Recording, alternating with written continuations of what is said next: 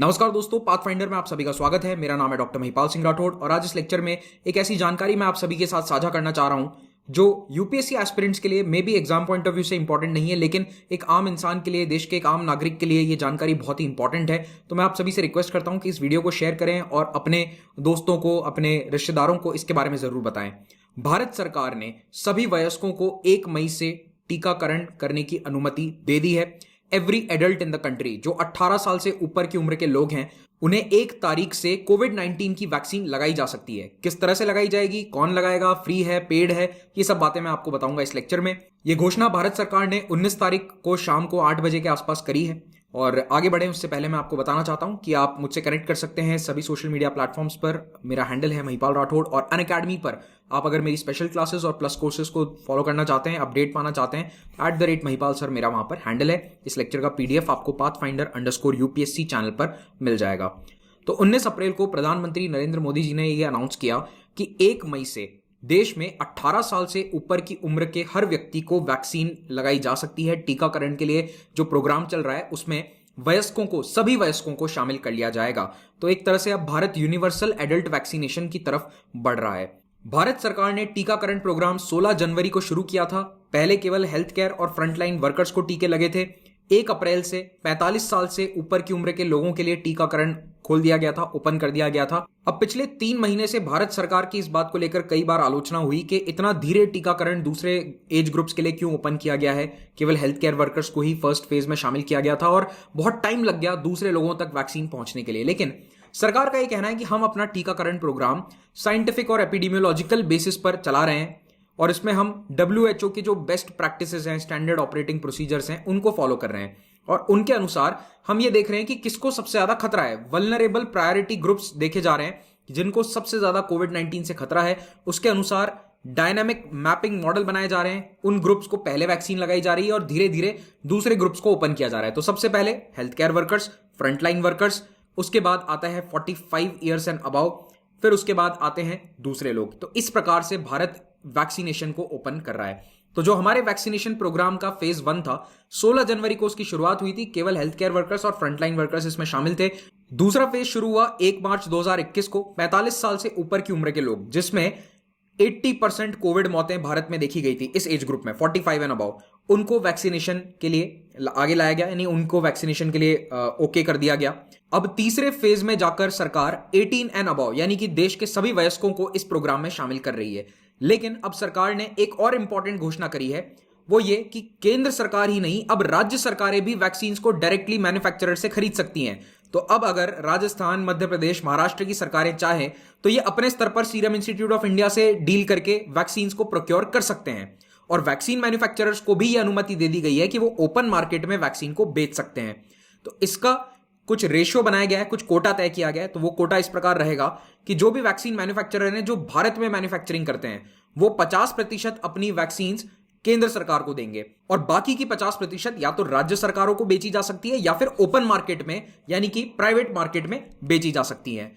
भारत सरकार का यह कहना है कि हम अपनी वैक्सीन उन राज्य और उन यूनियन टेरिटरीज को अब ज्यादा देंगे जहां पर इन्फेक्शन ज्यादा है, एक्सटेंट ऑफ इन्फेक्शन देखा जाएगा, जहां पर एक्टिव कोविड केसेस ज्यादा हैं, जहां पर सरकार का परफॉर्मेंस अच्छा है, यानी कि एडमिनिस्ट्रेशन बहुत ही त्वरित गति से वैक्सीनेशन कर रहा है, वहां पर हम कोविड वैक्सीन ज्यादा देंगे। और जहां पर वेस्टेज ज्यादा हो रहा है वहां पर वैक्सीन को हम थोड़ा सा रोक देंगे। Wastage of vaccine will also be a criteria from now on. तो अभी तक केंद्र सरकार इस प्रकार का कोई भेदभाव नहीं करती थी, सभी राज्यों को बराबर वैक्सीन दी जा रही थी। लेकिन अब कुछ क्राइटेरिया तय कर दिए गए हैं जिसके तहत राज्यों और यूनियन टेरिटरीज को वैक्सीन केंद्र सरकार के द्वारा दी जाएगी।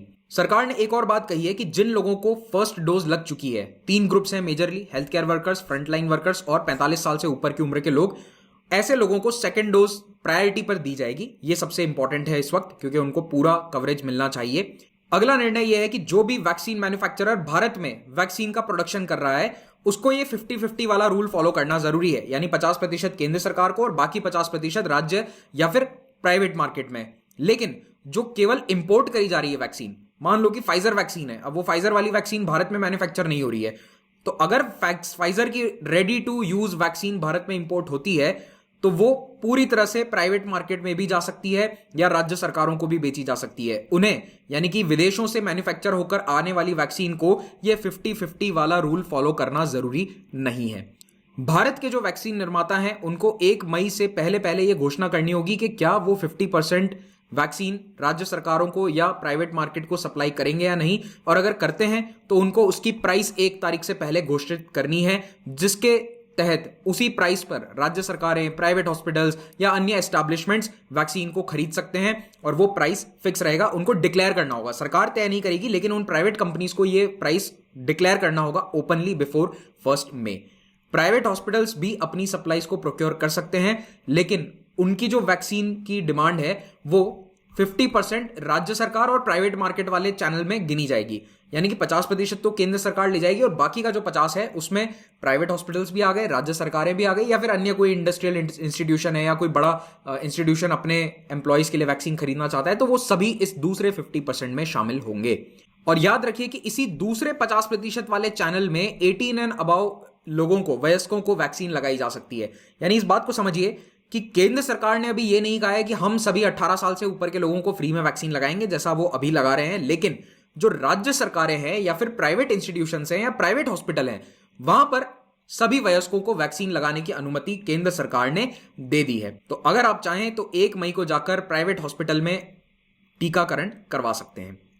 अगर मैं नई वैक्सीन की बात करूं तो स्पुतनिक ने ऑलरेडी कह दिया है कि भारत में वैक्सीन पहुंच जाएंगी अप्रैल एंड तक, तो हम उम्मीद कर सकते हैं कि 1 मई के बाद स्पुतनिक वैक्सीन अवेलेबल होगी मार्केट में।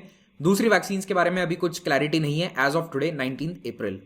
भारत सरकार का जो टीकाकरण प्रोग्राम है वो पहले की तरह अनावरत जारी रहेगा। उसमें health care workers, frontline workers और 45 के ऊपर के जितने भी लोग हैं सभी को मुफ्त में टीका लगाया जाएगा। वैक्सीनेशन ड्राइव ऑनगोइंग रहेगी और जितने भी दूसरे चैनल हैं राज्य सरकार या प्राइवेट, वो सभी भी नेशनल वैक्सीनेशन प्रोग्राम के तहत आएंगे। उनको भी सारा प्रोटोकॉल फॉलो करना होगा, कोविन प्लेटफॉर्म पर डिटेल्स अपलोड करनी होगी, AEFI रिपोर्टिंग करनी होगी। यानी कि अगर वैक्सीन लगाने के बाद कोई आफ्टर इफेक्ट्स होते हैं, कोई एडवर्स इफेक्ट होता है, तो वो यहाँ AEFI के तहत रजिस्टर किया जाता है, रिपोर्ट किया जाता है। वो सभी काम इनको करना होगा।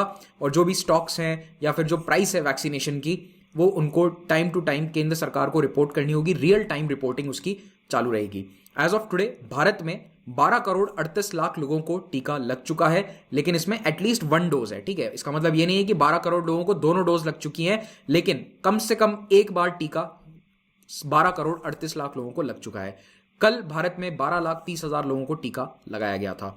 इस लेक्चर का PDF आपको इन टेलीग्राम चैनल्स पर मिल जाएगा। अगर आप अनअकैडमी का सब्सक्रिप्शन लेना चाहते हैं तो इससे बेहतर मौका नहीं हो सकता। अप्रैल में एक मेगा सब्सक्रिप्शन ऑफर के तहत 4 महीने की एक्स्ट्रा वैलिडिटी मिल रही है और यहां पर आपको प्रिंटेड मटेरियल, प्रिंटेड बुक्स भी मिल रही हैं। 20 की बुक्स हैं, GS का पूरा सिलेबस कवर करती हैं। और अगर आप महिपाल कोड यूज कर लेते हैं तो आपको सब्सक्रिप्शन पर 10% एक्स्ट्रा डिस्काउंट मिल जाएगा। तो आपको ये वाली प्राइसेस पे नहीं करनी है। Use the code and get 10% flat discount on both plus and iconic courses.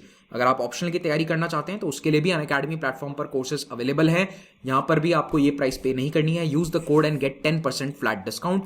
SSC, bank, railways और स्टेट PCS एग्जाम्स के लिए भी अनअकैडमी के कोर्सेज उपलब्ध हैं। कोड यूज कीजिए और इन प्राइसेस पर, सब्सक्रिप्शन प्राइसेस पर 10% सीधा डिस्काउंट प्राप्त करें।